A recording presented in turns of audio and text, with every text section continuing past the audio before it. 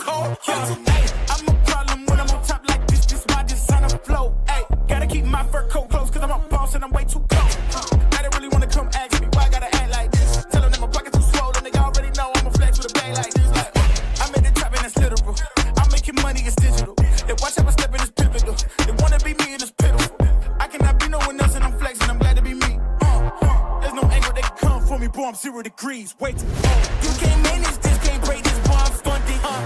Gotta keep my distance when you not 100, Those the same ones say they love you, late and funny, You can't match my energy, and yeah, you know it, Way too cold, yeah, man, I'm way too cold, Way too cold, yeah, man, I'm way too cold, Way too cold, yeah, man, I'm way too cold, Yes, I meant it, yeah, man, I'm way too cold, Yeah, I'm killing it, I'm the realest. Ain't gotta say, gotta know you feel it. My flow got a code, sick as the illest. I know that I'm great and they about to witness me going in. I went way up, about to go again. You see me on the telly, then you tell a friend. Cause you know I'm about to rain, it'll never end. Cause I got big dreams, big goals, never settle. Gotta keep on going on. You say you got it in that Red Bull. I got the wings and I ain't coming down. No. I keep it straight, every line is so intentional. This is your moment to let it go. You know that I'm into it, I'm way too cold. Too cold. You can't manage this, can't break this, boy, I'm funding. Gotta keep my distance when you not 100, Those the same ones say they love you, late and funny, You can't match my energy, and yeah, you know it, Way too cold, yeah, man, I'm way too cold, Way too cold, yeah, man, I'm way too cold, Way too cold, yeah, man, I'm way too cold, Yes, I meant it, yeah, man, I'm way too cold,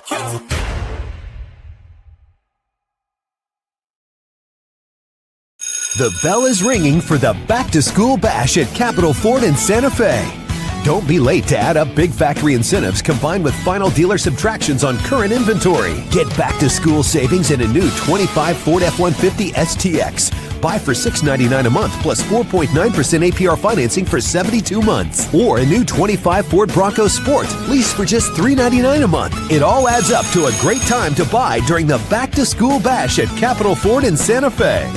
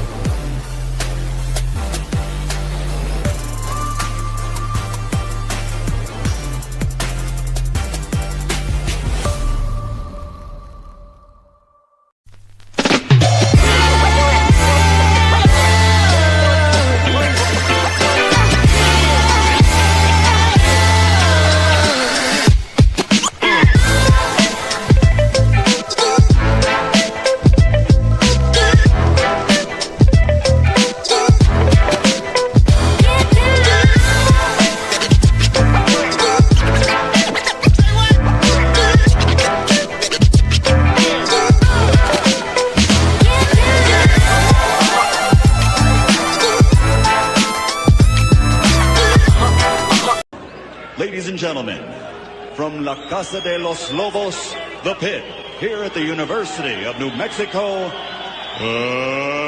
let's get ready to rumble!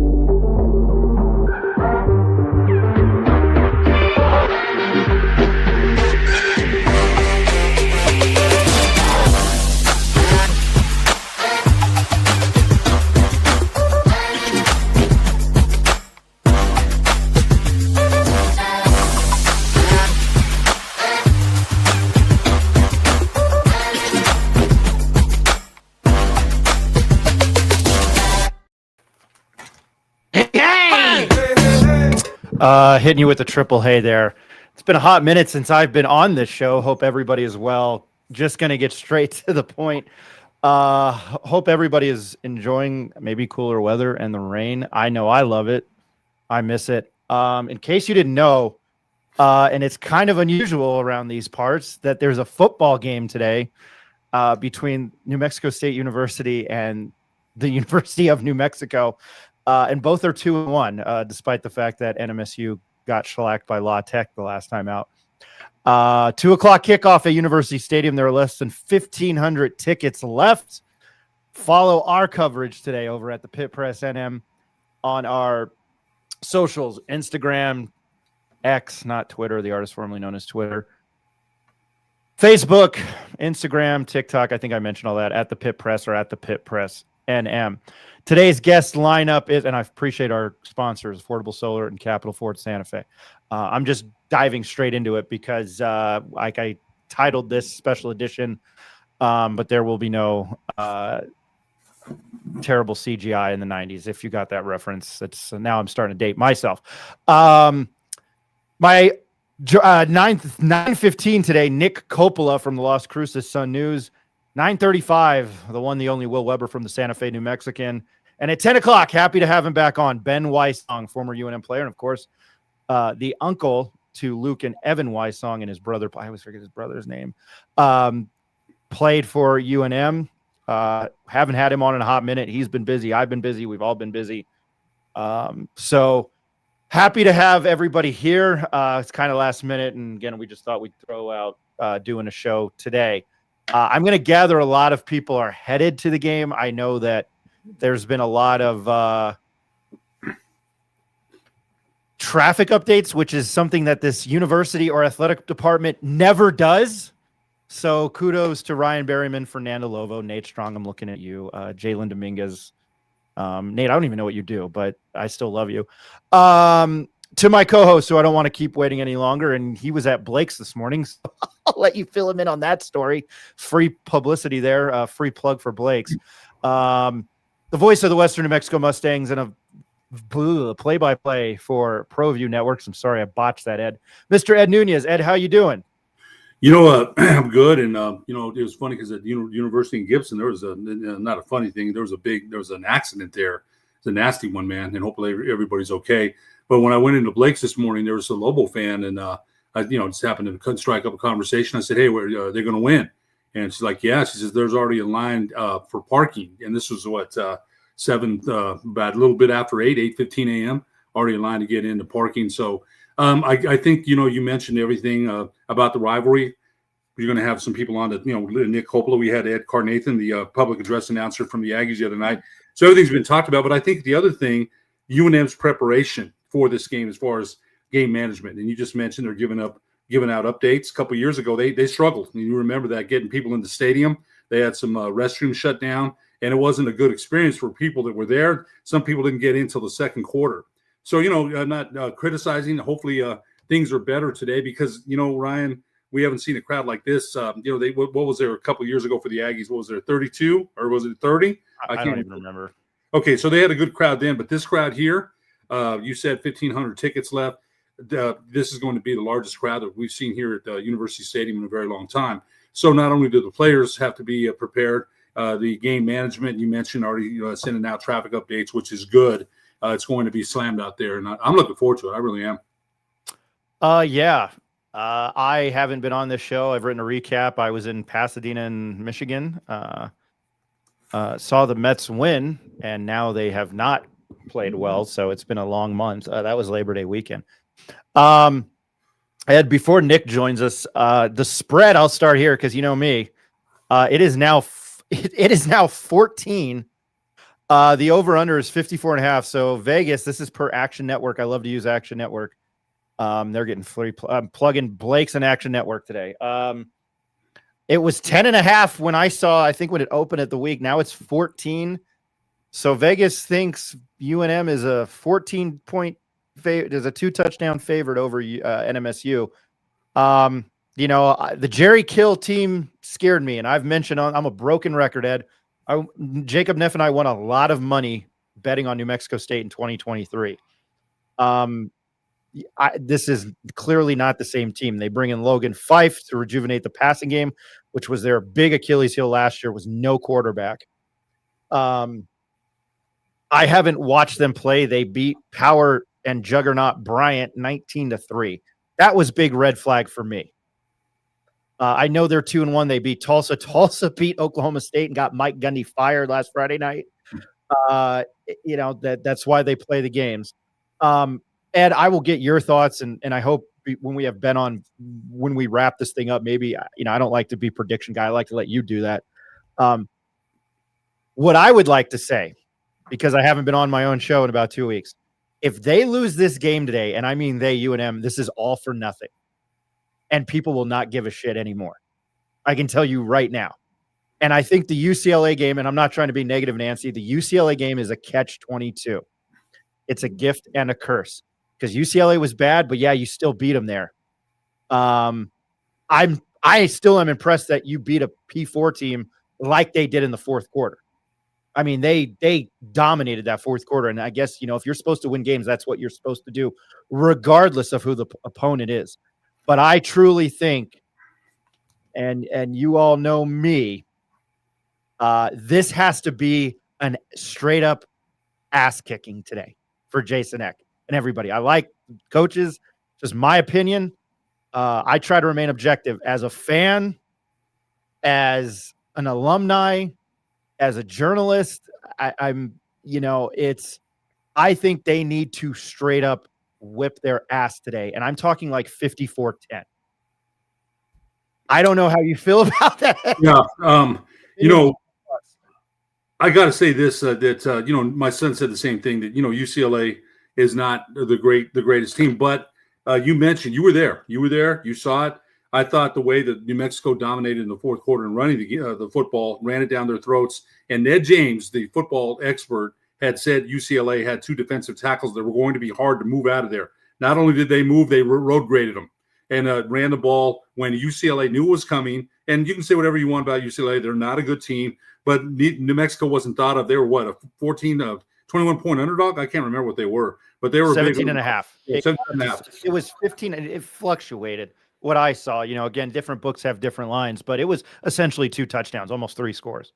So they went in there, they won. And I'll say, for me, there's opportunities here. I said this to Ed Carnathan and to Lamar Jordan the other night. There's opportunities for both teams. Both teams could be 3-1. UNM hasn't been 3-1 since 2007. New Mexico State since 1999. I think all the makings are here for a big Lobo win. The Aggies don't stop the run very well. The New Mexico Aggies allow 188 yards per game rushing. New Mexico rushes for 187 yards. And you mentioned Logan Fife for the Aggies. Completed 54% of his passes, 59 for 109 for 762 touchdowns, 762 yards, 5 touchdowns, 3 picks. Now he's struggled when they pressured the quarterback. New Mexico did get some pressures against UCLA. They have to pressure him. I think the other thing is, what Zach have under Coach Eck have under his sleeve as far as a trick play. He ran one against Michigan, ran one against UCLA. What's he got today? So I think for New Mexico State's defense, they've got to be cognizant of that too, because Coach Eck likes to do that. He'll go for it. He's a gambler. But I think Scottree Humphrey back in the lineup, Keegan Johnson back in the lineup for New Mexico, the wide receiver. They haven't taken a lot of shots downfield. Did they take one today? But I think you dance with what brung you, and for New Mexico, that's the running game. And I look for a big Lobo win. I had said at first, you mentioned 54-10. I was 45-14. I talked to Daryl Chestnut, and he thought New Mexico would win big. I'll amend that to 38-17, but I think New Mexico wins big today. Yeah, and I know, we did this last minute. If you're an Aggie fan watching again, I calls it as I sees it. I don't know if Tony Sanchez is the best head coach down there. What was he at? Bishop Gorman in Vegas, and he was at UNLV. He was under Jerry Kill. You'd think that might resonate. What's the head coach at La Tech? He was the offensive coordinator for Louisiana, for Texas Tech. Louisiana Tech head coach. I can see his Sonny Cumbie, I think. I can see his head coach. I can see his name. I can see, good God, I can see his face. Sonny Cumbie, yeah. I mean, he's trying to do big things at La Tech, and it was 49-14. I was was it last week? or the week before. I don't remember if they're both coming off buys, but It's, I was it was in 2 weeks ago. They're both teams. Yeah, okay, yeah. That's So, another thing. They've had 2 weeks. Both teams have had 2 weeks to prepare for each other. but at the same time, I'm not trying to flip flop here. It's a rivalry game. Anything can happen, to not sound cliche. I wrote about it in our non-conference on our website, the Pitt Press NM, on non-conference preview. Jason Eck, and I was trying to look it up. Jason Eck against Idaho State. Now, they didn't play him that well this year, but they won. He demolished Idaho State at Idaho. Like, it was like he averaged the margin of victory for the 3 games was like 140 something to like 30. And right. I've kind of mentioned, I think that Eck might understand this rivalry and this importance. I think if you want to build this and throw those stupid ESPN projections out of the way, that they're going to go 9-3, throw that out the window. I hate that. Do I think they match up well against the teams down the stretch? Oh, hell yeah. I mean, you win today, you're 3-1. San Jose has looked like a pile of garbage. I'm not impressed with Boise. Utah State's looked okay. I think they might be scary. The new head coach, was it Matt Entz from South Dakota State at Fresno? They've looked good. They squeaked out a big win against Hawaii last week. I know that was last week because I got home for my 20th reunion and then turned it on because I had money on it. But I don't know. I think there's a level of importance that Eck understands with this game. I did not go to the presser this week. I hadn't listened to it. But I think just gathering from the conversations I've had with Eck and just the sense around the program, that he seems to know that, and it's a lot of new faces other than, Tyler Martinez. I mean, Tavian Combs has been here for the rivalry. They know. Ed, I don't know if you feel like Eck has maybe this is, they're not overlooking this game at all before we get to Nick Coppola, because I don't want to keep Nick long because he's still in Cruces. But Ed, any thoughts maybe about Eck understanding the sense of urgency with this game today? Not only rivalry, say that 3 times. That's a rivalry. You can make fun of me for not being able to talk today. That it's a rivalry, and then the importance of them being 3-1. I think both, and I'll make it quick, but I think with Coach Eck, he said, hey, Danny Gonzalez made it clear he didn't like that New Mexico State. We don't like those guys. Jason Eck, a little bit more even keeled. We want to win the game. There's guys that, from New Mexico that played New Mexico State. I don't mean to interrupt you. Danny went here. What's that? Yeah, right. I don't mean to interrupt you, but Danny was a part of the rivalry. Right. Danny went to, UNM and played at Valley. So Danny was homegrown. So I think Coach Eck was a little, I definitely think he understands it. You're right. If they don't win today, it's all for naught. But I'm excited about the opportunity. Look, I just live down the street 10 minutes away. There's an opportunity here, certainly for New Mexico State, but for New Mexico to keep building this program. They win today and they win big. There's, you're halfway home to a bowl game. You've still got to play the rest of the games, but that's probably more than anybody expected. I don't know that anybody would expect them to be 3-1 after 4 games, but there's still a lot of football left to be played.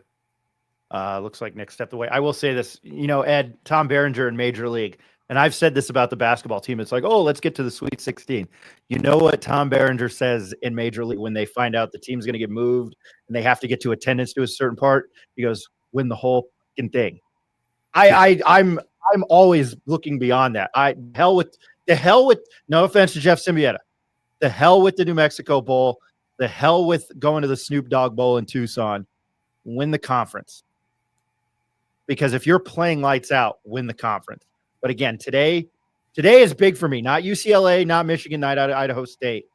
This today starts it for me from somebody who's around the program a little bit. That's just how I feel. All right, to our first guest this morning. I can't talk today.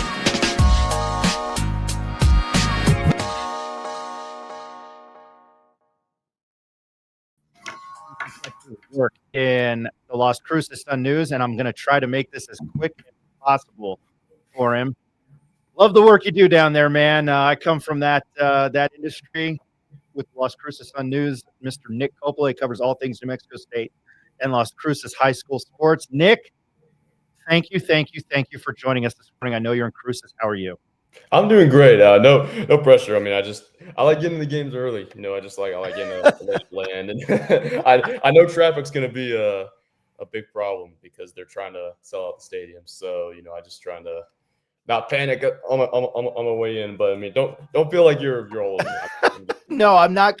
Come I'm on. not gonna keep you long. And if you need anything, I told you this. You pick up the phone or you call me, or I'll pull a Simpsons when Homer Simpson says, "Go kill Ned Flanders." Go bug Frank Mercogliano.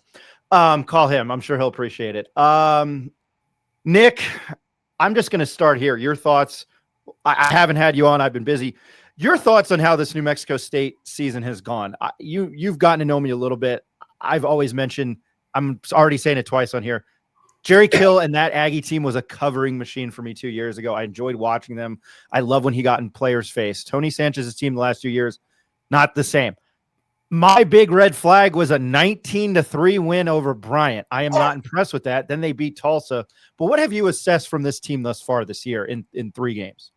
Yeah, well, I feel like if it was the team last year, they would have started 1-2 because that Tulsa game last year was not a game they would have rallied back and won from with last year's team. They were able to do that this year because they got a better quarterback and they feel more comfortable throwing the football when they need to rally back and come back. So I feel like it's different because of that. And I feel like the defense is been impressive as well. I mean, I believe they're second in Conference USA in points allowed. Per game so far this season. They played very well against Bryan and Tulsa. Not so much against Louisiana Tech, but in the second half, they were all put in a lot of bad spots, turnovers from the quarterback, and so they didn't really play a great game. They really didn't tackle well. They allowed a lot of yards, but they were kind of also put in bad spots, like I said. So I feel like it's a better start than I came into the season I'm expecting from them. But obviously, that Louisiana Tech game left a lot to be desired. What have you made of Logan Fife's play? I think he has elevated the ceiling of the offense. I believe that he makes throws that quarterbacks last year for New Mexico State could have only dreamed about making.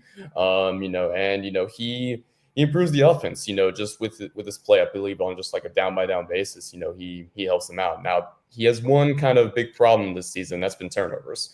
He's got 5 through 3 games so far this season, 1 in each game. He had 3 against Louisiana Tech 2 weeks ago with 2 interceptions and then a fumble where the ball just kind of slipped out of his hand while he was trying to throw the ball. Got strip sacked against Tulsa, threw a bad pick against Bryant. So he's just got to clean that up. He feels like he's playing kind of outside of himself. He says that he's just maybe trying to force stuff that isn't there when it comes to those interceptions. And so, he just got to clean that up. Play a little bit more instruction within the system, and I think he'll be okay because his highs have been very high this season. It's given New Mexico State a chance, but he just got to raise the ceiling even more by cutting out those turnovers. They've not run the ball well, Nick. They've 1.9 per rush. Maybe having a better running game takes a little bit off pressure. He's not performed well when under pressure. Now he's a good quarterback. We just gave his stats. He's he's completing 55% of his passes. On the other end, Jack Lane, the ultimate game manager, they haven't asked him to do much, man. That's not a knock on him. Ned James always says he's managing the game and he doesn't turn the ball over.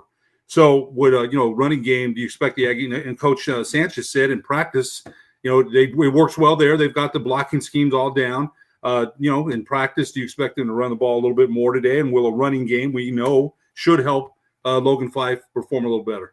Yeah, absolutely. Definitely a run game can help Logan Fife out a lot. For me, I just think they got to translate that blocking scheme to the games and actually perform better on the line for run blocking because it hasn't been great so far. The run blocking it does have to do with 2 out of the 3 interior linemen, Mateo Rodriguez, the left guard, and Kai Wheeler is their center. Both of them came into the season without much starting experience. I believe Mateo Rodriguez didn't play any snaps last year.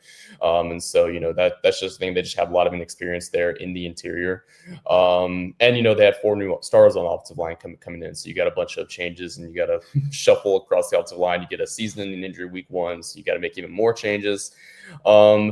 Because I do think there's talent there at running back. Kadarius Callaway is about 215, 220. He's a 6'1" guy.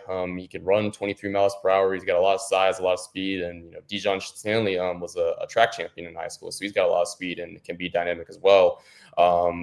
Now they probably have to perform better as well, but the run blocking, I just don't think they're getting I just don't think that they're getting helped out by that right now as much as they should. So to me, they block the run well in practice though. So they just get, like I said at the beginning, they just got to translate that into the games. And yeah, the problem with their offense last year was they were super one dimensional, just in the opposite. They could run the ball, but they couldn't pass it. Now they can pass the ball well at times, but they suck at running the football. I mean, I believe they're 48 yards rushing per game is last in the country. So yeah, they gotta have a balanced offense. Yeah, New Mexico's going to probably load the box on that run, and make them pass the ball. But I've got to ask you, New Mexico State. It's a big rivalry, and we asked Ed Carnathan, we had him on the other night. What's the buzz down there in Las Cruces as far? And the New Mexico State won 2 of the last 3, including up here in Albuquerque when Diego Pavia, man, he ran it down. He did, man. And, it was double painful because of the incident, right? And then he's a local that didn't get an offer that he felt was he ran, man, the Aggies took care of business here in the New Mexico, winning 50-40 last year in Las Cruces. And it is an opportunity for New Mexico. It is, but it's also an opportunity for New Mexico State. And we can't, leave that stone unturned. So what are you hearing down there about is there buzz around about the game down there? Yeah, absolutely. Of course, Tony Sanchez, he played in New Mexico State, so he can tell the players about the rivalry and what it means to New Mexico State and the fan base, and I heard you guys talking about him before I joined the show. Tyler Martinez, he's their top linebacker. He's kind of in the same situation as Pavia. Grew up in Albuquerque, was a Lobos fan, but kind of felt slighted by them in recruiting, and now he's on the other side, and he just has all this kind of hatred for UNM. And there's a lot of new guys, but there's some guys who have played in this rivalry before. Returning starters, coming back that have been able to kind of educate them on what this means and things like that. And yeah, I mean, it should make for a very fun game. I believe both NMSU and UNM have split the last 8, so they're 4-4 in the last few games. And the spread's pretty big. I think it's like 13.5, 14.5, something like that. But I do expect this to come down about second half, maybe fourth quarter. I don't think it's going to be decided by maybe more than 10. So yeah, it should make for a very fun one. And the head coach and certainly the players that are coming back, they definitely did a good job. And I guess telling their fellow teammates or newcomers, what this game means, because it means a lot. And New Mexico State's got to get their wins when they can now at the beginning of the season, because the back half of their schedule is very tough. They got to go to Liberty, and then they got to go to Western Kentucky. They play Tennessee, so they got to get their wins where they can now if they want to make a bowl game. And now's the time to do it. Right. You mentioned Tyler Martinez. He's straight up, I think, I don't know if he told you guys or who he told. He said he hates him. I mean, how do you buy that comment? I wrote a story on it this week. So yeah, I did a whole. Thank God I did my due diligence there. yeah. He talked about it in the presser, just about how he felt. Like he was coming through Albuquerque, he wanted a UNM offer, but didn't really quite get it, so he had to go to NIMI, and then New Mexico State was really into him. And so he went to New Mexico State. Just thought they were engaging him more. And then I believe the exact quote that he gave me was, "I hate UNM. I hate their colors. I hate the people who go there. I hate their school. I hate everything about that place." And so, yeah, I mean, he doesn't like it, but that's what makes rivalries fun. I guess when players really feel like, sometimes their good coaches go up there and they'll just do coach be like, "Oh, we gotta like," and they'll kind of like talk glowingly about them. But, I mean, and that's cool also. But, it's fun when, that when players, kind of, or coaches kind of express their kind of disdain for their rivals, just like the fans do, because I believe that just makes things more interesting. Did they refer to them as UNM this week, or was it the team up north? UNM. Yeah, I've never heard team up north.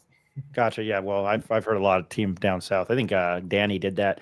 The defense, second to last in Conference USA. They've allowed almost 450 yards per game. I hope these stats are right. AI, which I don't like using. I did that quick. Let me make sure. I don't know. Well, they gave up a lot of points and a lot of yards in that second and fourth quarter against Louisiana Tech. UNM's offense, Jack Lane is kind of manager guy, but he's pretty good at it, except when he's playing Michigan, which you can't blame him. What do you expect to see out of the New Mexico State defense today? And I'll get correct stats. Yeah, I mean, it's a team that wants to run the football. New Mexico, of course, and they've been quite good at it. This year they got a lot of good running backs. So I expect New Mexico State to really hone in on that. They got a pretty good front up with Ezra Christensen and Cole Schnettgoki there at defensive tackle.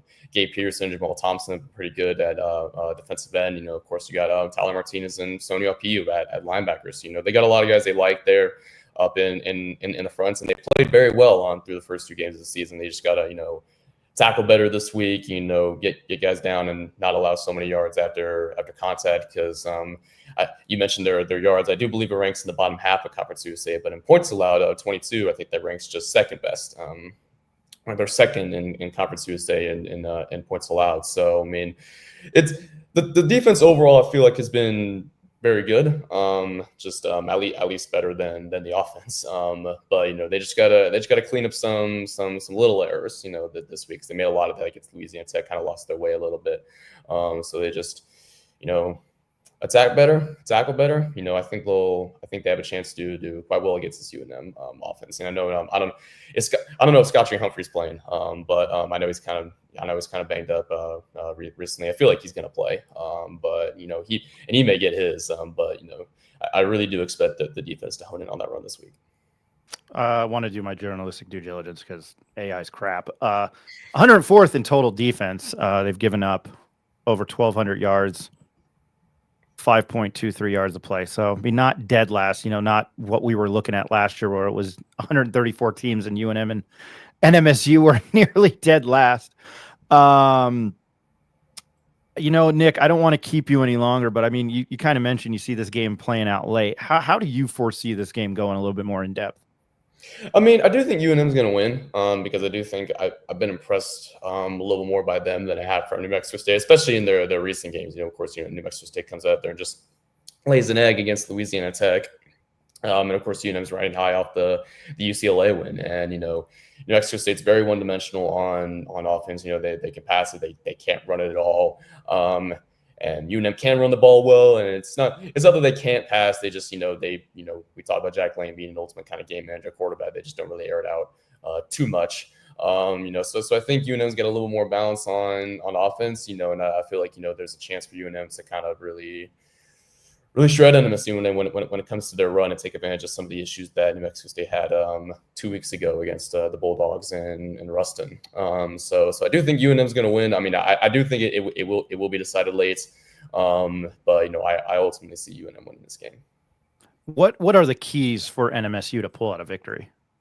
Yeah, well, they got to stop the run. They got to that front seven has to play like they can, because they can play a lot better than Louisiana Tech. I do think some of the issues can be fixed very easily, or maybe there are harder issues to fix than what we saw against Louisiana Tech. So they got to stop the run, take advantage of that, and force kind of Jack Lane to maybe throw the ball a little more or maybe try to throw a little more deeper than he's used to. And for New Mexico State, I mean, I don't know if their offense can maybe find a way to do it today. But I mean, they got to run the ball, or at least have some kind of semblance of a run. They can't be averaging 1.4 or 1.5 yards per carry like they have in games this past season. They gotta run the ball. They gotta make it easier for Logan Five. And of course, Logan Five, he's got to quit the turnovers. He can't have a turnover today, because, in a game where I think it's going to be close, going into the second half, that could make a key difference. He's got to play more smart, play more in structure, kind of play a little more composed and calm. And, when he does make a good play, which I think he'll make a couple today, quite a few, they can't be negated by turnovers. So he's just got to play more calm. Ed, do you have anything for Nick? No, Nick, I think, Scott Tree Humphrey's a go. Coach X said that. Yeah, Keegan Johnson's a go. He didn't – and he's been hurt a lot. In spring he was hurt. He was hurt, but, he's been hurt quite a bit, man. I don't know that we've seen what he can do, what the downfield passing game can do, but they haven't needed it. When you're running the ball like that, win on first down, make second down manageable, short, you can do whatever you want. I think, to your point, the New Mexico State front is going to have to really bring it today, because that's a physical offensive line that road graded UCLA in the fourth quarter. That's the challenge for New Mexico State, I think. So I think it's going to be a great game, man. I'm hyped as can be. Nick, you're a great guy, man, but I've always hated the Aggies, man. But not you, not you, he's a Sooner. Yeah. I have no stake in this, Robbie, man. I'm hoping for a good game today. Not you or Ed, man. We had Ed Carnathan, and I loved having Ed on, man. Ed's a good guy.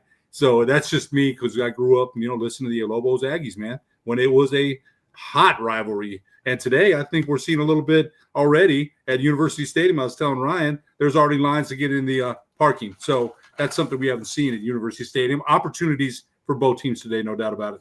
Yeah, that's why I'm trying to get there early. So because of the parking, so I need a place to park today. So well, yeah, like I said, call Frank Mercago and bug him. Or give me a call. Nick, pleasure. Thank you very much for your time today. Safe drive up today. And it'll be a pleasure meeting you in person. Thanks for joining us, man. Of course, yeah. I'll be on I-25 in like 5 minutes. So there we go. Sounds good. Safe travels, man. Nick Coppola from the Las Cruces Sun News. Appreciate his time today and joining us kind of last minute there. I appreciate it big time if anything can work. I think a quick commercial break and we'll be back with Will Weber. You're watching the Pit Press Live again. This is a special edition, Rio Grande Rival Saturday. I cannot talk. Appreciate everybody watching. Again, look out for our coverage on the Pit Press NM, all of our socials at the Pit Press NM. We will be right back.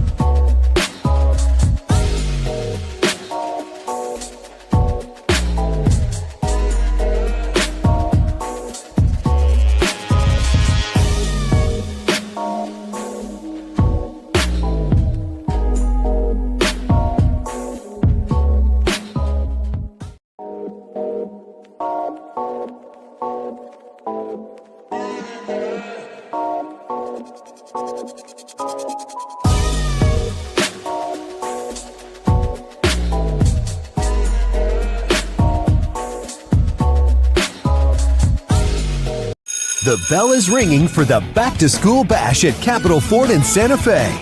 Don't be late to add up big factory incentives combined with final dealer subtractions on current inventory. Get back to school savings in a new 25 Ford F-150 STX. Buy for $699 a month plus 4.9% APR financing for 72 months. Or a new 25 Ford Bronco Sport. Lease for just $399 a month. It all adds up to a great time to buy during the Back to School Bash at Capitol Ford in Santa Fe.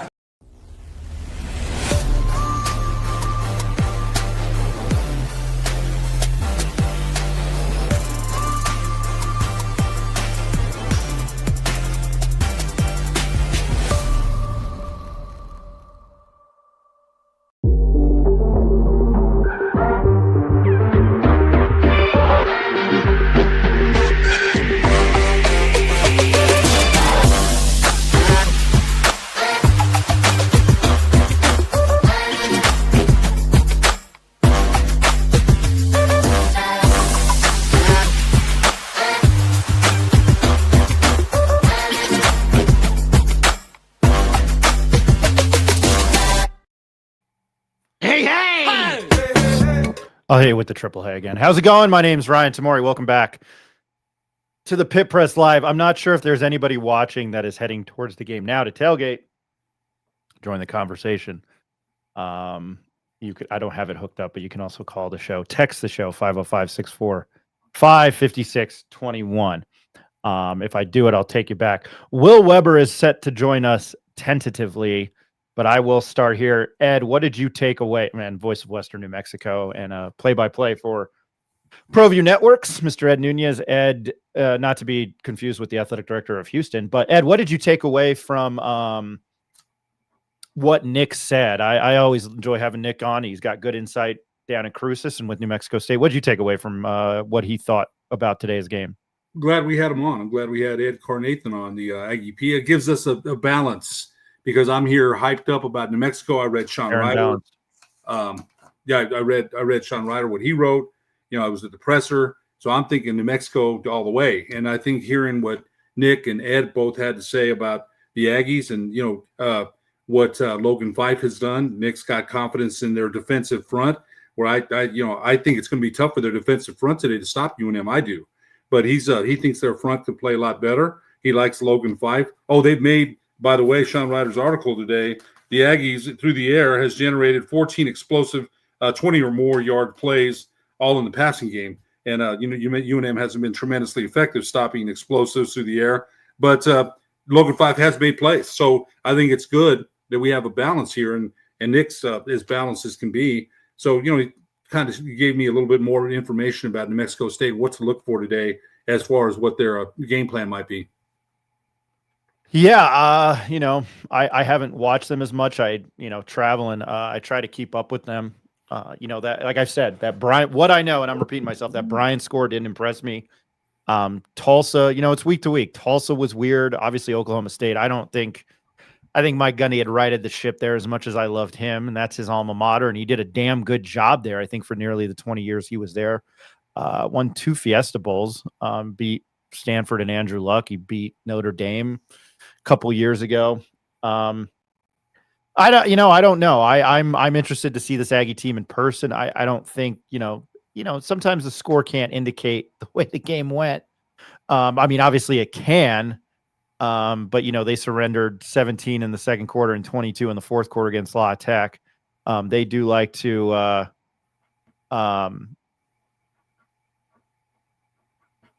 throw the ball. That's what he did at Texas Tech. Will Weber is going to be joining us here shortly. He's making his way up to the press box, so he will be joining us from the University. Let me just make a real comment on what you just said. I think it was one of the things that Nick said, and you said too. Throw out that Bryant game. Throw out the Idaho State game where New Mexico struggled. They did struggle, and I thought Idaho State had a better game plan. I thought Coach Eck got out coached a little bit. I did. They came in with that 2-quarterback system. New Mexico wasn't prepared for it. So I thought, they had New Mexico a little bit on their heels. Plus, Coach Eck, as you mentioned, had beaten Idaho State and beaten them convincingly, 3 times. There's a little bit of confidence that comes in with that. I don't care what anyone says. So I think throw that all out. Today, you mentioned it's a rivalry game. Anything, you said it yourself, anything can happen in a rivalry game. So, throw out those because the intensity, right? And one thing that Coach X said at the presser the other day, New Mexico needs to stay disciplined and not get into the barking and, pushing and getting flags for 15 yards unsportsmanlike. Because look at the fan base, right? Lamar Jordan. I don't know if you saw our interview with Lamar Jordan the other night. That guy was, you got to get him back on.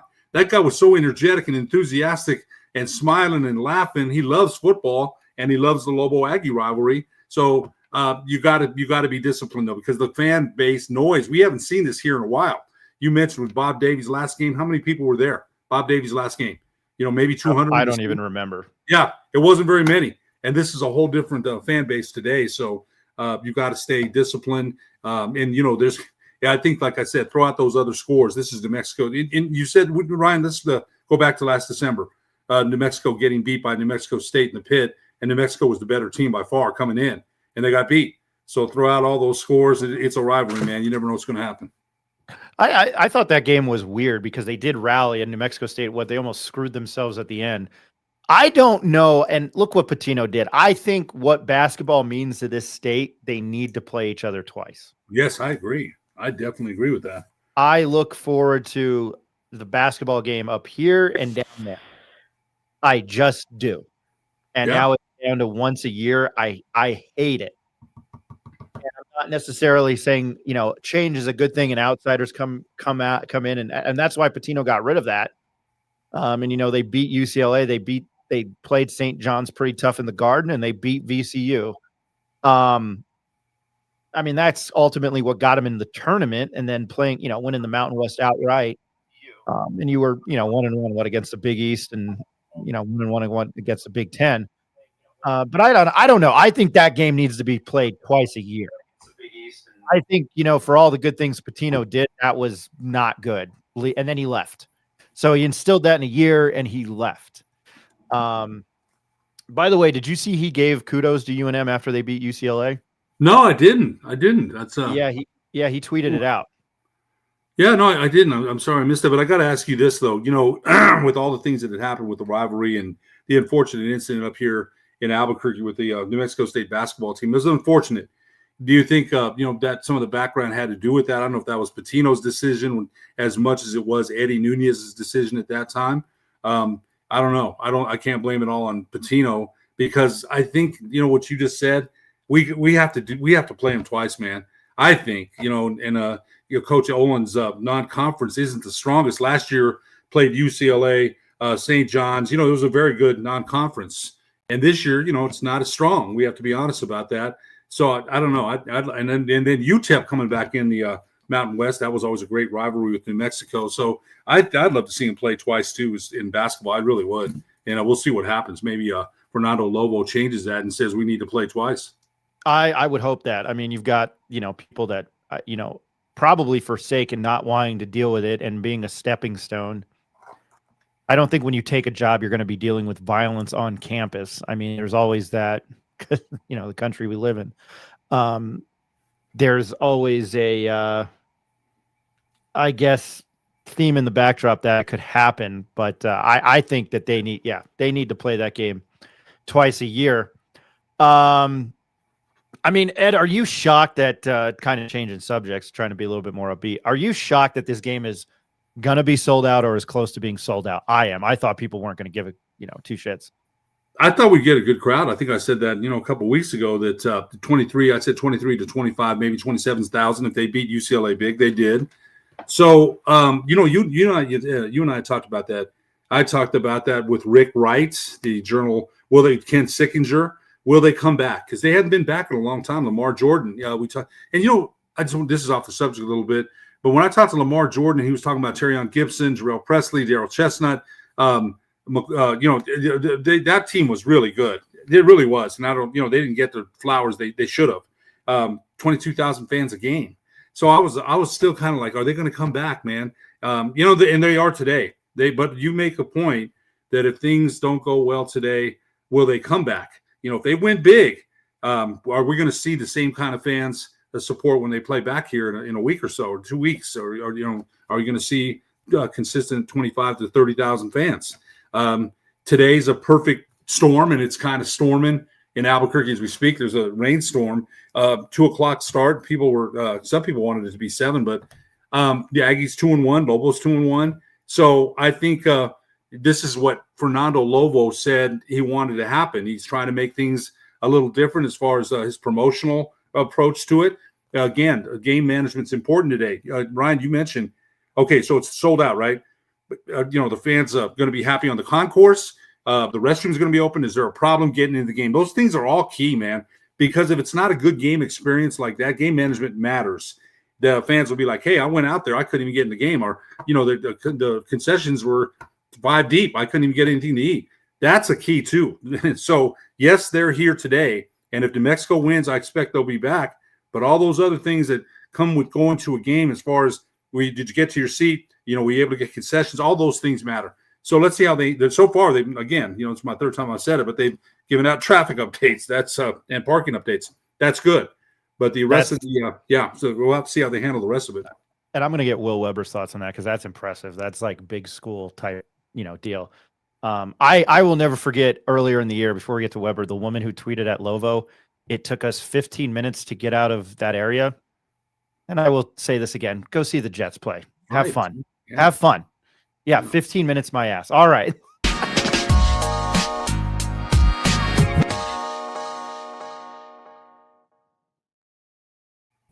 from the Santa Fe New Mexican and all the way from the press box at the University Stadium, Mr. Will Weber. Will, how you doing? You know, traffic is already a mess. Oh, It boy. is. It's 9:45. I'm looking out towards the east lot on the other side of the soccer field. It is completely full. It's sold out already. Oh boy. And here's Frank Mercogliano, the SIA, who is out directing traffic before the game. Hey, tell Frank I told Nick Coppola if he has a problem to call him. Oh, you muted yourself, Will. Yeah, I can't fix it on mine. There we go. Go ahead. Yeah, there we go. Say it again. Frank, Yeah. welcome on our show for the first time.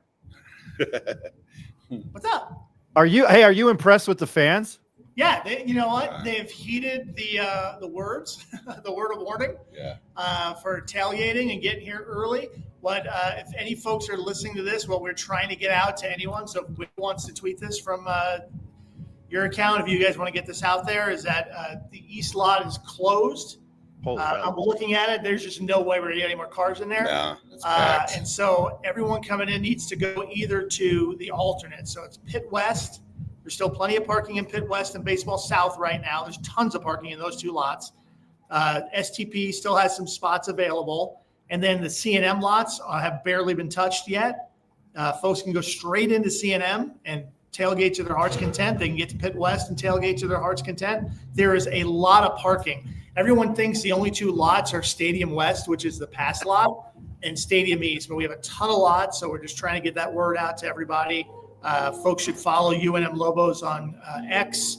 We're posting all the parking updates there. We even have a live stream going on our Facebook page for that as well. So trying to make sure everyone can get in here. They're saying, I just heard Will, parking's a mess. It's not really a mess. It's there's a line there. There's a little bit of a line. I got in quickly. They're going to get turned around, but they've just closed the intersection, so they're only letting students through and VIPs that are in the north lot here. That's all that's left. Are you a VIP? No, I parked in Baseball South and dirt. Right. Over here. I was trying to save parking for our fans. So Gotcha. Hey, man. Anyone who's working media, my staff, all the full-time workers were all in the far lot to create more room in the other lots. Commendable. Yeah. Is there anything else? There's not many people watching. Well, now there's more people watching us because I think people are trying to get into the stadium. And we did this last minute. Is there any other advice, Frank Mercogliano, who's standing behind Will Weber? If you are me, if this is me and I'm in a car, I'm driving, I am going straight to the C&M lots because that's a very short walk and you can get in there pretty quick.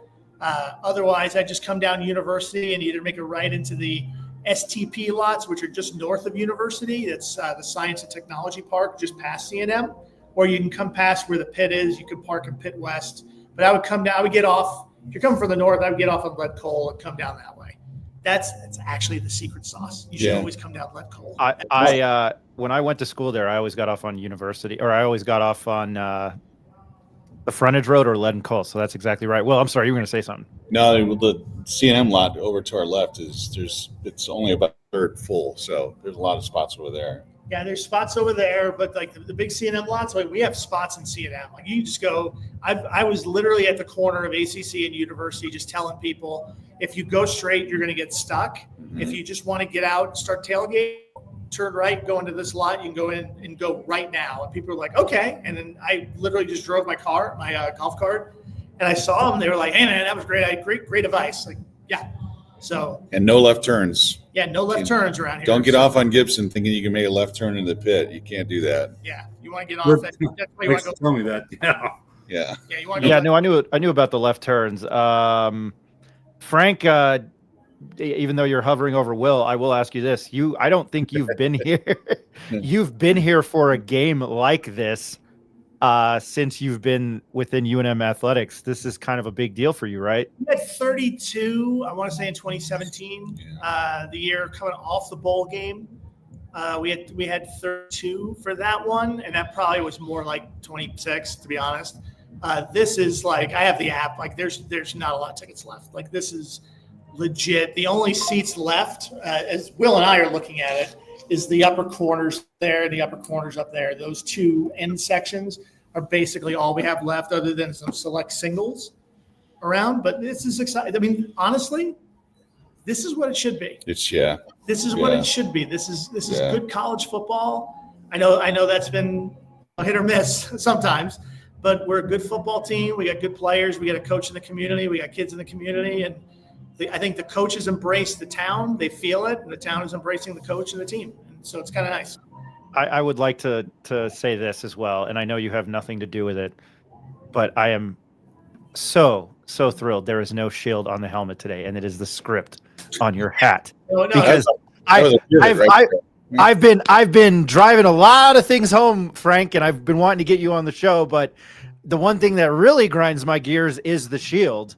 And I am so happy it's gone. You have to say that like Peter Griffin. You know what grinds my gears? You know what? Yeah, you know what grinds my gear from the movie? Yeah, you know what really grinds my gears? The shield doesn't bother. I actually like the shield. I wish it were bigger.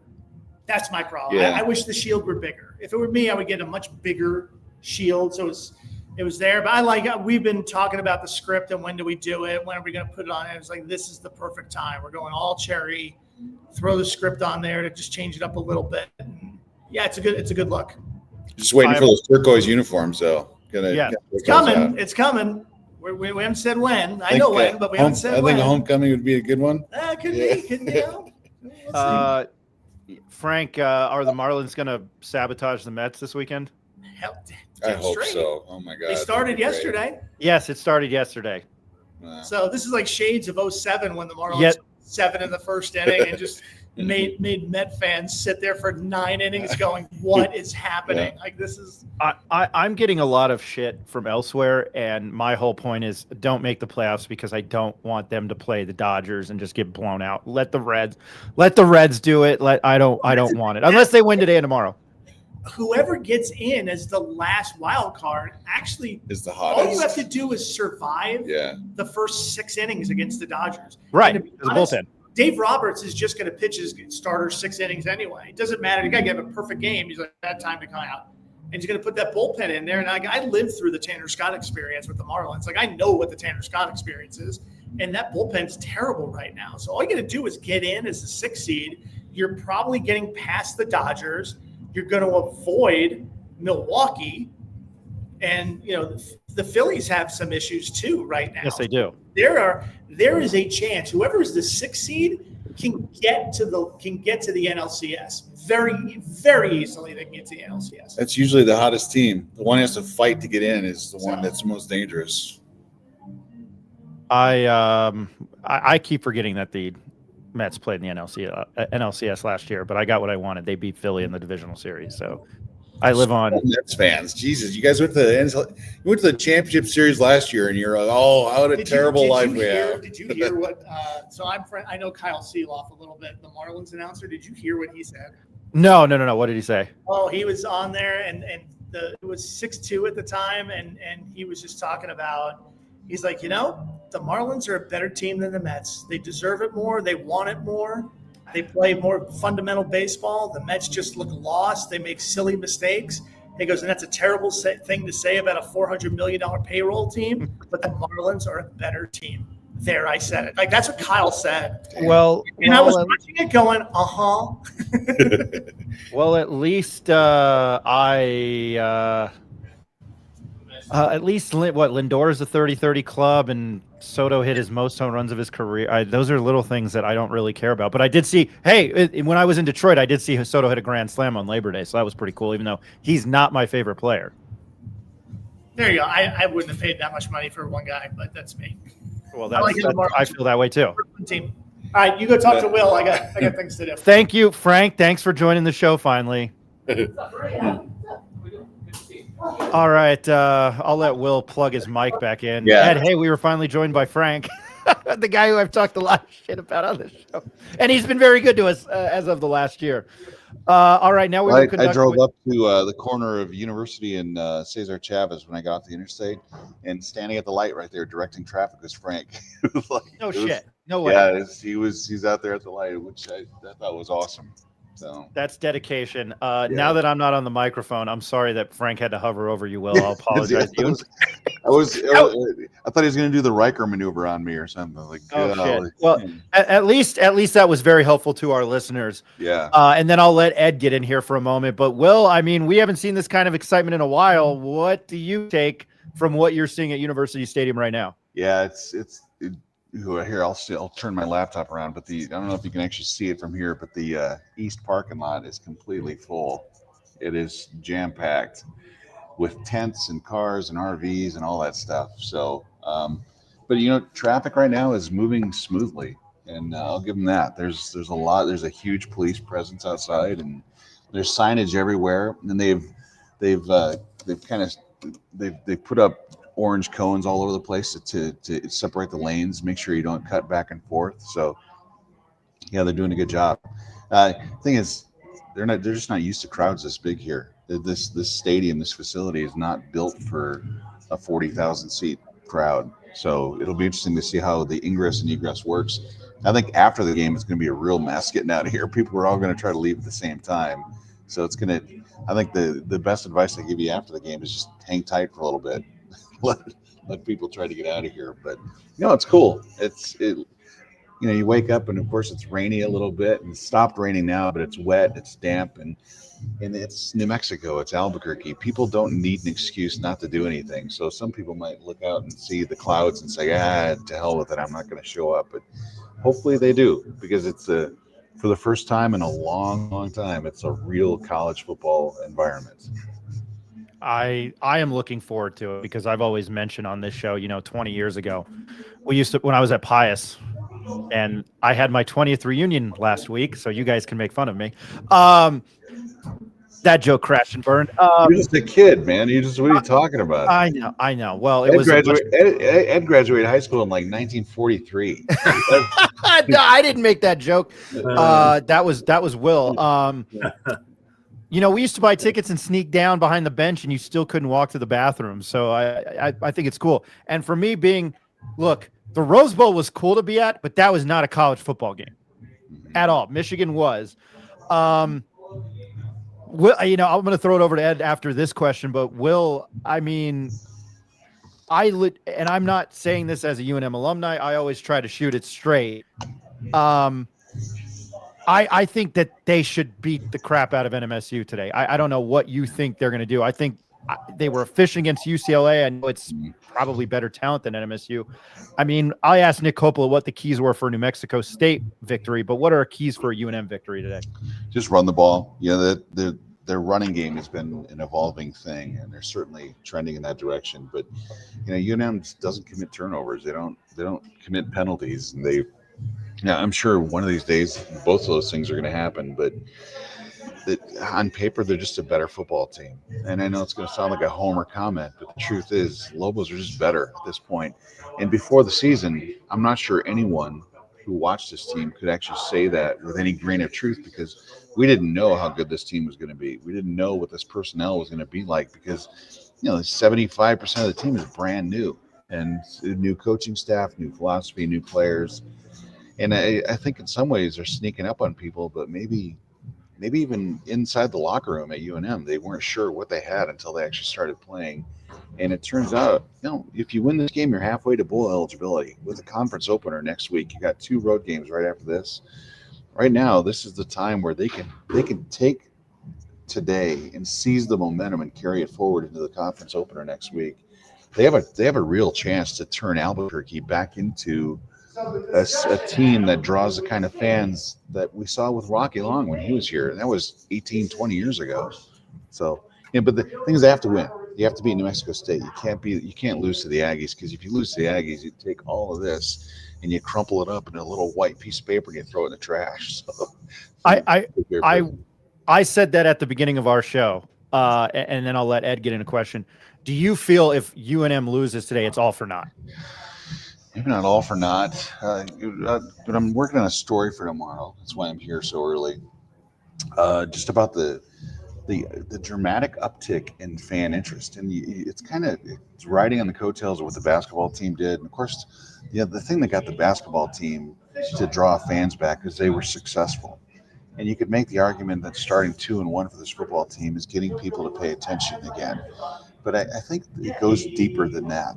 And I'm going to touch on this in my story tomorrow, is this staff under Fern Lovo, under Jason Eck, and to a lesser degree even the basketball team, they are exceptional on social media. They have taken social media, which is essentially a free medium, and they have owned it, and they're creative and they're funny and they're interesting, and they put out these videos that are a couple minutes long with music and the fading in and out and the graphics, and it's really cool. And they've connected with people who just they lay in bed and they scroll through reels until 2 a.m, and it's impossible to not see a reel or two from UNM that pops up. And I think that's an important thing. Everyone that runs the ship here, from Jason Eck to Fern Lovo, they have this outgoing, kind of this magnetic personality that really attracts. And I think this game is always going to draw 28,000, but getting that extra 10,000 people, those are the people who are like, you know what, I've always been on the fence about this, and I think maybe I'll give it a shot and let's see where this goes. So I think they're definitely on the right track and they're doing it the right way. Look, I'm one of the outliers here, growing up, because my mom grew up in the background in central New Jersey of a prominent high school football program, and then Joe Thiesman, I'll say it again. I grew up and we went to Lobo football games as opposed to Lobo basketball games. And I'm talking about, I was really little, early 90s, walking across the field when you still had that NM thing in the north, east part of the stadium. So I've always had Lobo football ingrained in me. So that I'm one of the outliers. And, before I became a Daily Lobo reporter and met my best friend, Mike Loxley, I was a big Lobo football fan, and I still try to remain objective, but Will, you're spot on. I think, hot damn, Jason Eck is a likable guy. You've mentioned Rick Pitino was a like guy. That's credit Eddie Nunez. I think they've done a very fantastic job. I'm going to throw it over to Ed.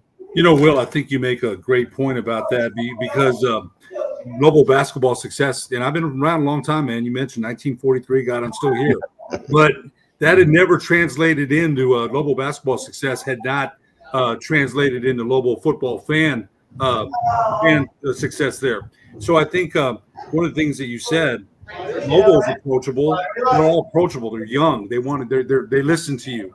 Now, the other thing is Jason Eck. Now, would we be talking about 37,000 fans in the stadium if Coach Mendenhall was still here? He didn't sell the program, man. He was a good football coach. We can't argue about that. But, when I still remember him at the press conferences, he'd look down, looked up when addressed.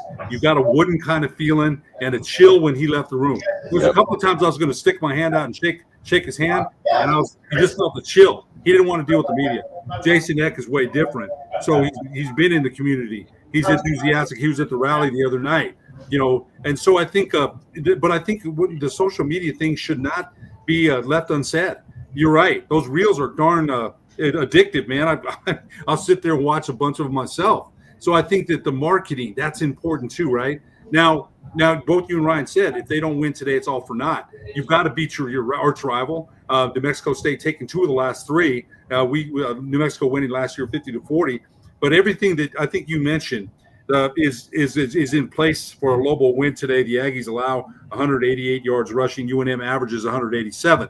I think that the defensive front for New Mexico State is going to struggle to stop that run. I really do. And then the other thing is Coach Eck always has kind of a trick play or something up his sleeve. I'm kind of anxious to see what he has today. But I think moving forward, you also said something that piqued my interest as far as this stadium isn't built for 40,000 or 37,000.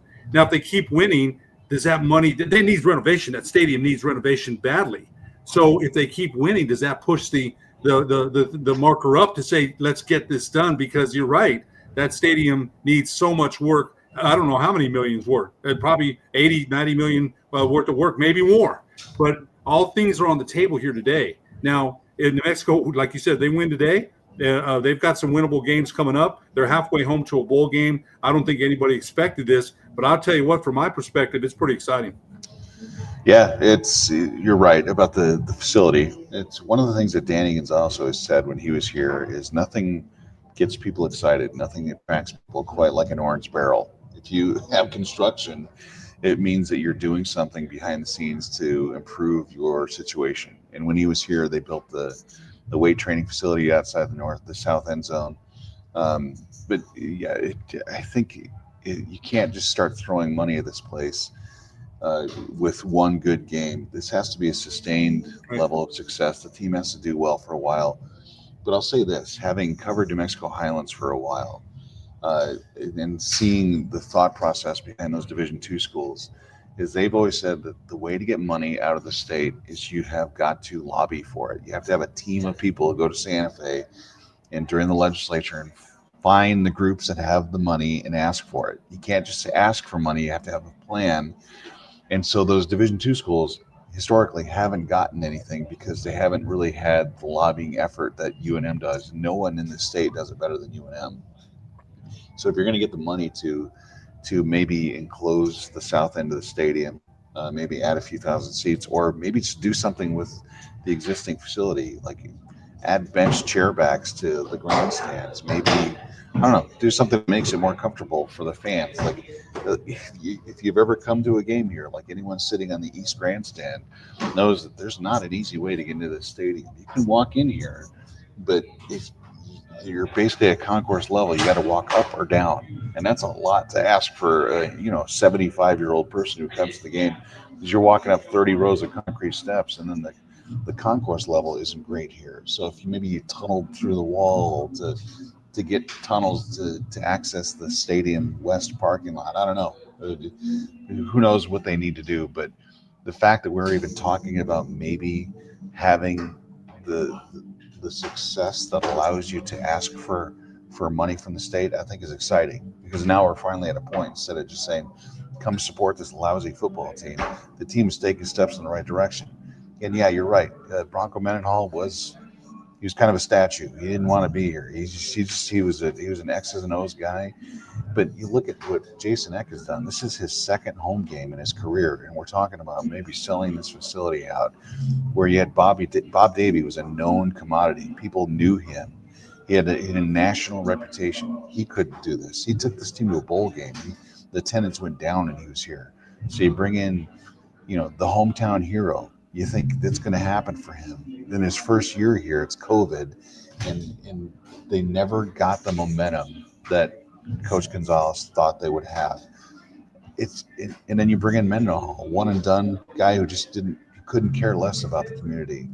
And now you bring in this guy, and he's making meads, and he's telling jokes, and he's going to the pep rally. I went to the pep rally the other night at Johnson Field, and I'm telling you, there must have been 5,000 people there. I don't know what the actual crowd attendance was because there was no gate or anything, but it was packed. And there was an overwhelming stench of marijuana and Axe body spray, but it was a good time. And and there's music, and there's all kinds of stuff. And then Eck gets up and he's engaging with the fans, he's high-fiving people. And it was just a really cool environment to be around. So yeah, I like where they are, I like where they're going. Chances up, like I said, even for New Mexico State too, to go 3-1. They haven't been 3-1 since 1999, but a huge chance here for UNM to keep this momentum going, and I think they win big today. That's my opinion, but I think all the yardstick and the yards allowed and things like that call for UNM. I think to rush for over 200 yards today. We'll see what happens. Ryan. So, Will, I go down a YouTube rabbit hole every night because I can't sleep. And I recently watched some guy who critiques and talks about the history of marketing and products. And he was talking about Axe body spray. And he was talking about how you could just smell Axe body spray on campuses around the country. And you texted me that too. And I thought that was great. Will, what are your, I'll let you go because I know you got to get to work and I'd like to get to the stadium before the game kicks off. How do you, what is your, I hate doing this, but what is your prediction for the game today? Well, it's funny you say that because every week I write a story for the New Mexican predicting all the high school and college games. And I did pick UNM to win this thing. I think like 38-21 type game. I think it's one of those games that's close-ish for the first half, and it'll feel a little like the UCLA game as they go along. UNM just kind of establishes a certain level of control, kind of wears them out, and extends the lead late. But it'll be one of those games where maybe the fans get a little nervous as they go along, thinking, well, when's the blowout going to happen? I don't think it'll be a blowout, but I think they'll just, over the course of the 3 or 4 hours that they're playing, they'll show they're the better team. Now, if they lose, then and I guess we'll know exactly how much I know. But I look, I've looked at both teams. I've watched both their games, and it just seems like UNM's just better equipped for this one. Will, I appreciate you joining us. I'll let you get back to work. Thanks for joining us from the press box. I'm sorry Frank hijacked your interview there, but I guess that saved some time. Now he's over here working on the New Mexico State guys, so yeah, that's all right. Yeah. Get here now, though, buddy. You want to get here now? You're bringing the Pit Press helicopter and land right at the 50 right now. Yeah, I've explained to you how much I hate flying commercially. Do you think I'd get on a helicopter? Well, there's plenty of space to land. The only people on the field right now are a couple of cheerleaders, so you're good to go. Sounds good. Will, I'll see you in a little bit. Thank you as always, man. I'll talk to you in a bit. All right. I have to, Ben, I'm sorry. Give me like a minute. I have to use a little boys' room, even though I'm in my house. We'll be back with Ben Weissong. The only thing I do in the morning is I try to fast, even though I still have gained weight. And it's not working because then I eat like a pig. But my morning routine is like 2 cups of coffee and water. So if you can imagine, this almost 40-year bladder isn't happy. That's too much information for our viewers. Sorry about that. We'll be right back.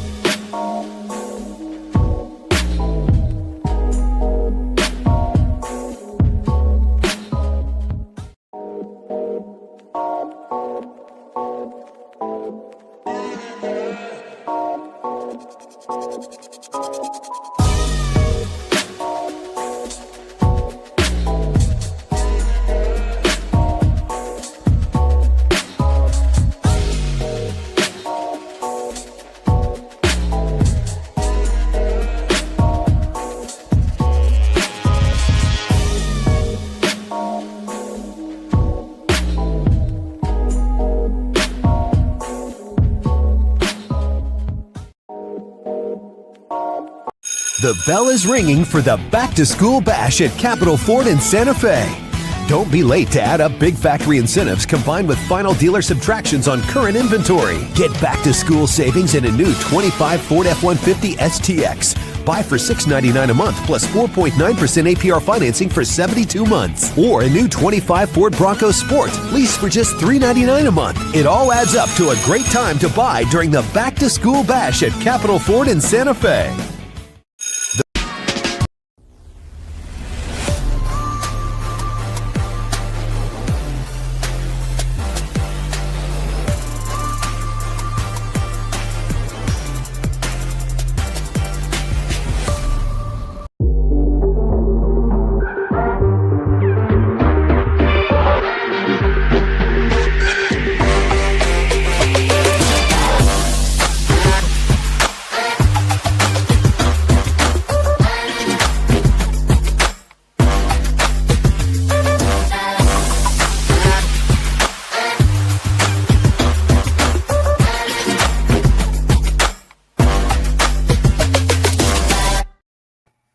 Welcome back to the Pit Press Live. Thanks to Will Weber, Nick Coppola, Frank Mercogliano. The E slot is full. They have said to use CNM STP lot. I don't know. Stone Temple Pilot slot. I don't know. Yeah, and then Pit West is open. Please follow Fernando Lovo and the football page on Twitter, X, because it's like a real college football game for the first time in 20 years. It's awesome. I do have to go to these comments before we get to Ben because it's pretty good. John Romero, how you doing? Yes, I'm donning my crimson and white underwear with a tad of yellow. Skid marks on mine, but I had to read that. And usually the commenters, I'm like, whatever. We appreciate you watching, but that was worth it. All right, to our next guest.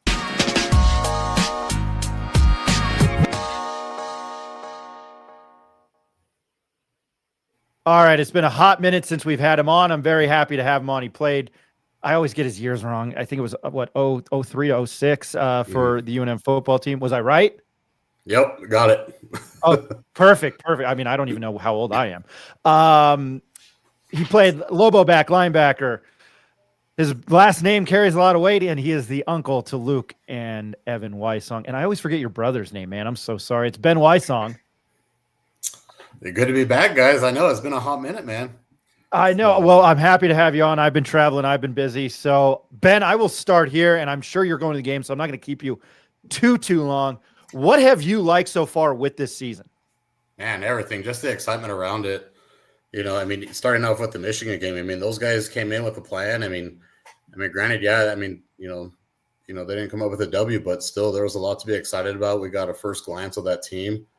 And then, you know, we saw what they were able to do against Idaho State. And then, I mean, how cool is it to say that you go to the Rose Bowl and you get a win, you know, as a college football player? So that's exciting for those guys. And, you know, these guys just seem like they're just playing a lot or having a lot of fun just playing football, you know, and they're just having a great time. And, you know, like Will was talking earlier, as far as, you know, with Coach Eck and just how relatable he is with the community, it's been good to see. So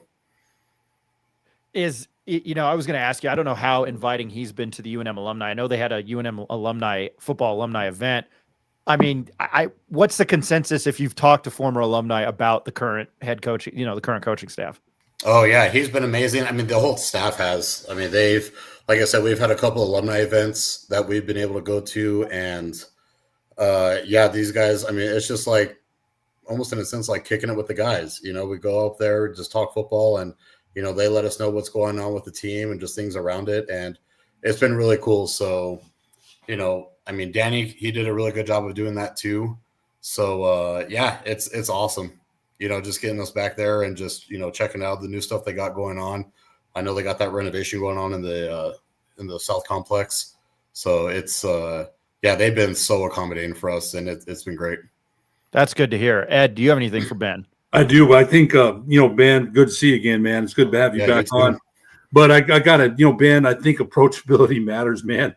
You know, and I want to say this, nothing against Coach Mendenhall. We had your brother on here, and I asked him straight up, man, what kind of coach is he? And he said, I've learned so much. I've got notebooks full of what nephew. So, well, I'm sorry? We had his nephew on. I'm sorry. You had your nephew on.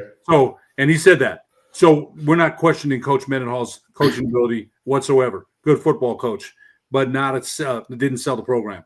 In fact, one of the alumni friends of mine, I'm not, you know, he played there. I'm not going to mention his name. Said he would try to go through there to, you know, meet Coach Mendenhall, and he was stopped by like two people, man. You know, he didn't want to meet people. He didn't want to talk to people. And look, Utah State, we were there at the media days this summer, and one of the Utah State play-by-play guys said it's the same thing over there. I got to tell you one thing, though. He put me off my game, man, because I was sitting there at the table. Coach Mendenhall came over, shook my hand, and actually smiled. And he put me off my game. Wow. He did, because I didn't expect that. I didn't. Yeah. You know, he went out of his way to do it. And, you know, so I'm like, gosh, it really put me off my game. But we're not questioning his football acumen at all. But he didn't sell the program in a program that needed to be sold, period. You know, you close practice, right? Everything's a secret. And look, again, that's his way. He's won that way. Wanted Virginia Tech, wanted BYU. Not saying that he's not, you know, doesn't know his stuff. But this isn't a program that needed that. They needed, look at Coach Eck. My wife is laughing about the high fives he's jumping up with. That's the personality sells. Approachability matters, right? So we've known this. Look, nothing against Eddie or Dave Williams either. I really liked Eddie a lot. I did, and Dave. But it's different. You got a young guy with Fernando Lobo. You got a young team around him, Ryan Berryman, all these young kids with new ideas and competing against each other to say, what can we do different today? How can we sell this? Like Will Weber just said that. You know, the reels, the media marketing, And game management today is going to make a difference. How people, are the concessions going to be enough? Are the restrooms going to be enough? Are people going to have a hard time getting into the game? All those things matter. You can have all these fans, but if it's a great experience, they will come back. But are you surprised that it's been this quick of a turnaround? Again, they got to keep winning. But are you surprised that it's 37,000 projected out there today at University Stadium? Yeah, I mean, to a degree, I would say so. I mean, I think that UCLA game really helped us a lot. I mean, I kind of wonder and look back like, hey, if UNM would have lost that game, are we having the same conversation right now?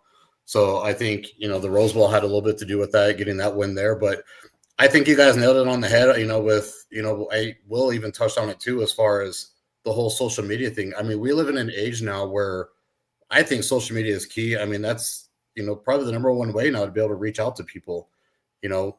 I would say majority of us, we have an X account, Facebook, Instagram, whatever, so I think the staff, like, with Lovo and, and Eck, these guys get it. They get like, hey, we got to get out there. If we want to, sell this program and build this product, we have to be able to reach out to these guys. And I think they've done a phenomenal job with that. I mean, even like just now, I mean, they've been doing like pretty much hour updates on the ticket sales. I think there's 1,500 tickets left now as of like an hour ago. Back then, I mean, even a couple years ago, they wouldn't have done that. They wouldn't let us know what's going on. I think it's the little details like that I think that have really helped, get the fans engaged again. And you bring up a good point too. I mean, as far as, the game day atmosphere, I mean, hey, are we going to be able to, with University Stadium, are we going to be able to have, 37,000 in there? And, how's like, the restroom situation and the concession stands, I mean, it's been done before in the past. I mean, hey, I remember when we had 44,000 in that thing in 2005. And, I mean, granted, I wasn't in the stands for that one, but still, I mean, it seemed like, I don't remember anything as far as major complaints, anything about that. So it can be done again. It's almost like, in a sense, we have to like teach us as fans, we have to like learn how to do it again.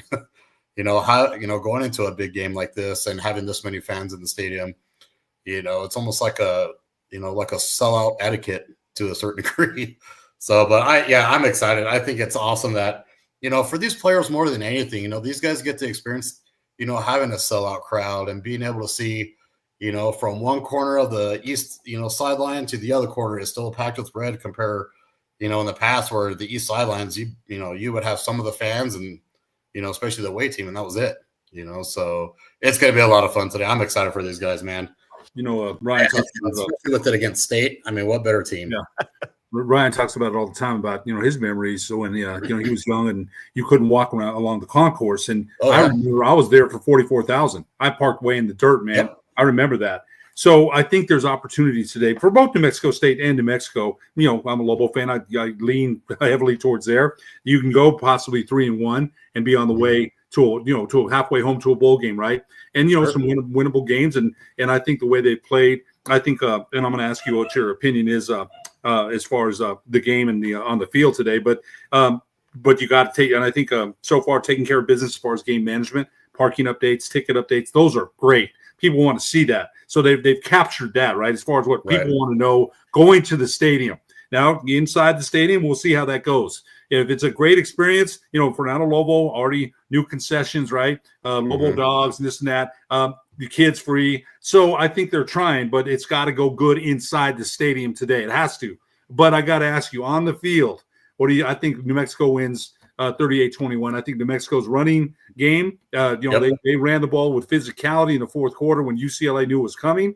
And I think today the Aggies give up 188 yards per game on the ground, and New Mexico rushes for about 187. I think it's a recipe for a big Lobo win. Yeah, I agree with you 100%. I mean, I think if UNM, if they just stick to the run game and, if they can assert the dominance in that regard, and then, get it to your receivers every now and then. You don't want to just play, predictable football. But I agree with you 100%. Go with your bread and butter. I mean, we have, in my opinion, probably one of the best backfields in the Mountain West. Hey, we got 3 great running backs back there. Let's use these guys and let's, just, punch them straight in the mouth. I mean, don't get me wrong, though. I mean, hey, it's a rivalry game. Like Ryan just said earlier, hey, anything can happen. We have a lot of emotions in this. I mean, I was reading the story earlier with Tyler Martinez, how he, kind of like with Diego, how he felt like he was kind of slighted, and I remember actually that I forgot what game it was, and Tyler was there on the sidelines for a recruiting trip, talking with Tyler, like, hey, dude, like you would kill it here at UNM. That'd be great. But so, yeah, I mean, with some of these guys, you got that motivational factor to it too. But I'm with you on that one, Ed. I think it's going to be like a 38 to like 14. I think they'll give up maybe a couple points and, maybe keep it close early on. But I think we'll also see the depth too of UNM kind of separate, with these guys. And I mean, yeah, and personally, I think this is UNM's game. If anyone's going to beat UNM today, I think it's going to be UNM. I think it's just going to be, turnover battle is going to be huge. Can we get these guys off the field on, in 3 downs, consistently? So, getting our defense off the field as fast as we can. But I think you're right, though. I think UNM gets the dub today, but I think it'll be close early on at first. Hey, it's a big game. So, but I think the running game will kick in and, just start to dominate these guys.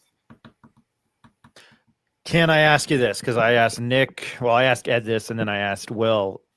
And I don't want to be, and I always preface this, I don't want to be negative Nancy, but I don't think they're losing today. And I'm not saying that, but what is in your mind, Ben, if they do lose today, do you think it just diminishes all this momentum? I don't think it completely diminishes all the momentum. I mean, I think most fans realize that, hey, this is a rivalry game and then anything can be, can happen. But I think at that point, then it's, especially when you're going into the conference schedule, then you're like, hey, all right, we got to find another win then somewhere within this conference schedule, because I mean, hey, they got some pretty tough road games in the conference. I think they're at UNLV, they're at Boise, and at San Jose. Those are all 3 very good teams. So it's, I think it makes it more challenging in that sense. But from, I guess, the fan perspective, I mean, yeah, it's going to suck. No one wants to lose to your rival.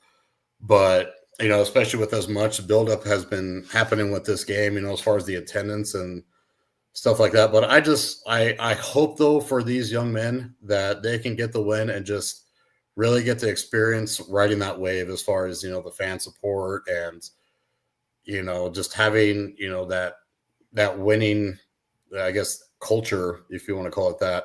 So I don't think it kills it completely, but I think it will. I mean, it'll hurt a little bit, especially when it's a team like NMSU. So, and especially when you're favored. I didn't even see the spread on this one, but it's 14 now. It's what? It's 14 UNM. Yeah. So, I mean, if you're 2 touchdown favorite, I mean, I guess there is kind of like that expectation, I guess. So, what do you think the keys are? I mean, you kind of hit on it, but what do you think the keys are for victory for UNM today? And maybe flip side, what about NMSU and maybe how they can upset UNM today?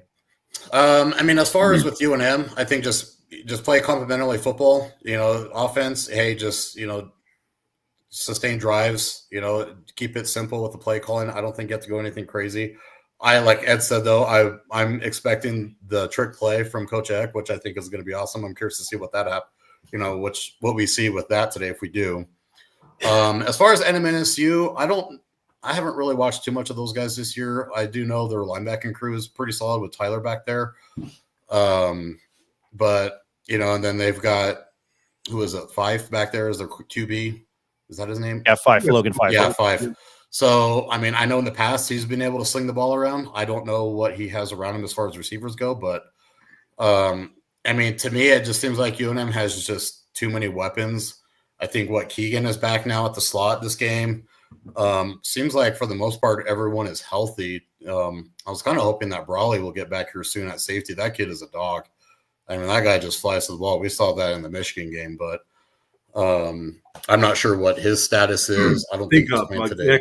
Excuse me, Ben. I think X said he's not going to be back towards the end of the year. That's yeah. So we're not going to see him for a while then. Okay, so the one thing I'll say, I mean, besides Austin, I think these guys are pretty healthy though for the most part. So I think that'll go in their favor too. But yeah, just keep it simple, man. I mean, you don't have to get anything crazy with it as far as, especially with rivalry games. Hey, the old saying, if it ain't broke, don't fix it. Just punch them in the mouth and, try to find those open seams, from the receiving standpoint, just, create space and hit them. Yeah. Ben, do you have any other final thoughts? I'm really happy to have you on today. I have to ask you about Luke. I have not watched any U of A. Yeah. How are things going down for Luke in Tucson? No, I mean things are going good with him. Yeah, I think he's second on the team in receiving yards, so they don't really throw the ball as much as compared to what we were used to last year with Coach Beck. But I mean, he's still having a solid year. He's getting on special teams too, and they got a big one today. They're up at number 14 Iowa State, up in Ames. I think they play at 5:00 on ESPN. So that's a big game for them because I think they're doing a whiteout up there for Iowa State, which is kind of weird because it's like it's not even your team colors, but hey, whatever. When Arizona's wearing their all reds, but yeah, so he's doing good though, and I know he's excited with everything that's been going on here with UNM. I know he definitely follows closely from afar. Especially with Evan. I know Evan has been loving it, for this. So it's kind of unfortunate that he's medical redshirt in this year, but I know he's doing everything that he can possibly do to get healthy and pretty much get ready for next spring. And I'm excited to see what he can do too. So he's kind of chomping at the bit at this point. What is your plan for getting out there today? Are you going right after this? I know you said you had Yaffle or something else going on. I'm telling you, like within the family, football just consumes our family. So like right now, so my younger brother, so he's got two boys in Yaffle, and one of them is actually playing right now at Mesa del Sol. And then I will probably leave here around 12 to go meet up with his older son because I help coach with his team. They're with Volcano Vista. And so we got our game from 1 to 3. And I think as soon as we're done with that game, we're going straight to the stadium. So we'll probably miss out a little bit of the game.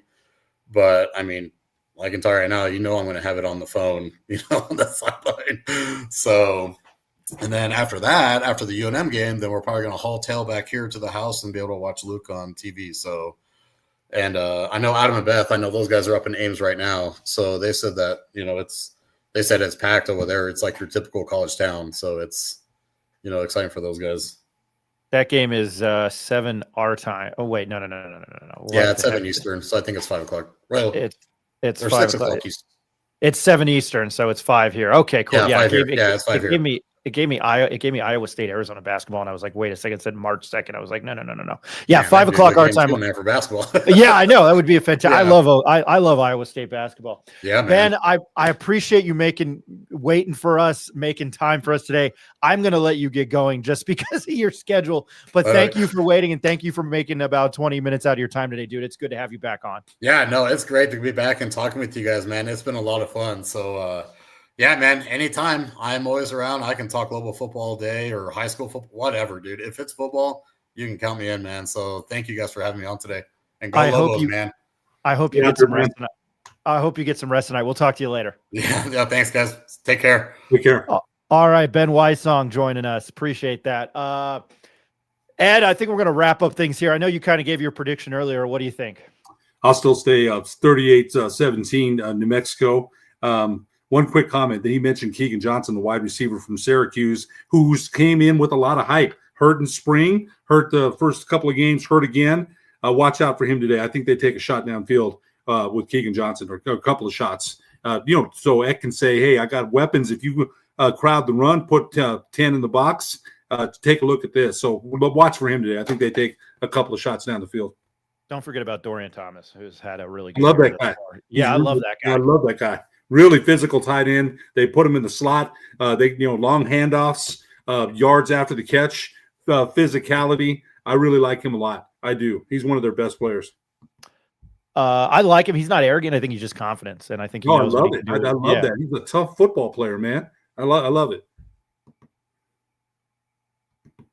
The Howline on is it the Howline on Instagram is pushing hard that Lovo is trying to build UNM for a Big 12 push. Thoughts? They are not there yet.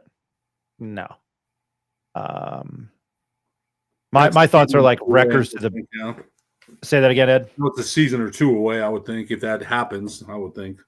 Yeah, you have to.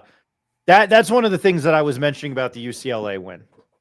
It's catch-22. That team was awful. That team was poorly coached. They fired their coach. You have to take off the cherry and silver goggles for that one.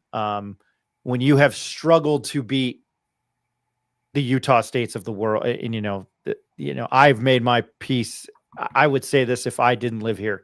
This is a makeshift Pac-12. This is not UCLA basketball. This is not Washington football. This is not Arizona USC, basketball. yeah, USC. Yeah, it's not USC football. It's Mountain West 2.0. Mountain West. Yeah. I mean, severely watered down. I would agree. Severely watered down. Yeah, and I'm not saying that as a UNM alumni. They should have combined. I mean, Oregon State fans, the Twitter trolls talking a lot of crap. They're 0-5. Now they played better last night. I would have expected them to be much better. I haven't watched much Washington State. I think it's in the same boat. I know they were, John Mateer was there last year and he's humming at Oklahoma right now. I think it's garbage. I don't think it's garbage. I just think it's a makeshift Mountain West. I don't know why the two didn't combine. You grab Gonzaga basketball, you grab Grand Canyon basketball. I would love to see Grand Canyon probably play football because they're in Glendale.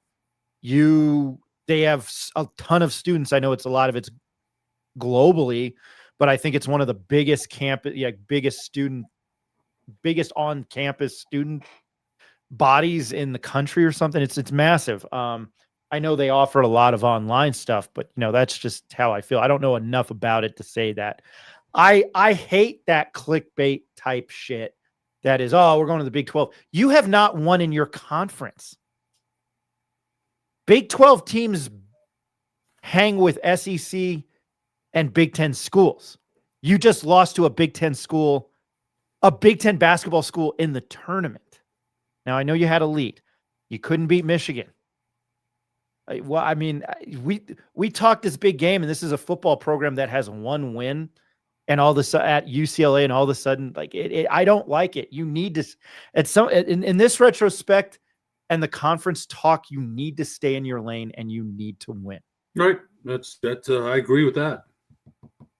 I don't understand what the issue is. Like, try to win a championship in football in the Mountain West first, before you even attempt to compete at the Big 12. I know I'm talking, Which they haven't done since 1964. So I know. Yeah. I mean, wow. Just, do it when, that's why Boise can do it. You've kind of hung with the Penn States and the college football player. If you were on that level, UNM hasn't sniffed that yet. Nope. You beat and played a horribly coached UCLA team. That is why the changes are happening there. Theory of Caps, man, I'm excited. Yeah, that was yesterday at 5:30. I messed that up. I meant to make this at 9 this morning. And then preps. Nice. That was a good lineup. We love our guy, Ben Wysong. Brian Wysong. Ben Wysong. Yeah. Good morning, Pit Press Clue, donning the lucky cherry and silverware today. Big 12 rejected Memphis with a $200 million buy-in. Thank you, Keno. Yeah, see, that's what I was saying. Absolutely fair. Now, question, Freddie. Someone unloaded the BYU from UNM back game in 97, and University Stadium looked packed. How is this season stacking up with those 90 teams? Ed, I'll let you go there first. I think we got to wait on that. I think those 90s, early teams that Rocky had, we mentioned physical on defense. The Blake Lagones, the Ian Clarks, the local flavors, right? Dontrell Moore, Hank Baskett. They had a lot of local flavors, and they contributed. And the defense, man, itself, this defense at UNM, I don't think right now matches up to those physical defenses. UNM had Gabriel Fulbright. They had a lot of, and then Rocky, the 3-3-5, right? Taking on the personality of their head coach. But they're not there yet. The defense, hopefully they'll put some more pressure today on Logan Fife that they'll need to, but not yet. I wouldn't put those in that same category. Those teams that Rocky Long had here were very special on defense. So not yet. Pump the brakes on that one. Here's Ronnie. Shout out to New Mexico Highlands 4-0 this season. Actually, they have that. They're 3-0, but 3-0. Yeah, but you know what?